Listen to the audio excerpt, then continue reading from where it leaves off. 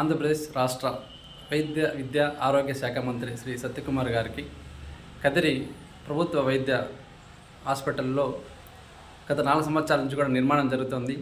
దీని కారణంగా ఈ ప్రాంతంలో ఉన్నటువంటి చాలామంది పేద ప్రజలు వైద్యం చూపించుకోవడానికి చుట్టుపక్కల ప్రైవేట్ హాస్పిటల్కి వెళ్లాల్సినటువంటి పరిస్థితి ఉంది.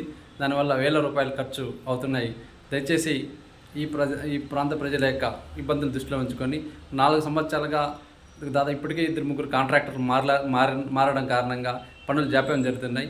దానికి సంబంధించినటువంటి అధికారులకు తగిన సూచన చేసి ఇక్కడ పనులు వేగవంతం జరిగేందుకు కూడా చర్యలు తీసుకోవాలని విజ్ఞప్తి చేస్తున్నాం. ఎందుకంటే 22 మంది డాక్టర్లు ఇక్కడ ఉన్నారు. దాదాపు 100 మంది దాకా ఇతర స్టాఫ్ అంతా కూడా పనిచేస్తున్నారు.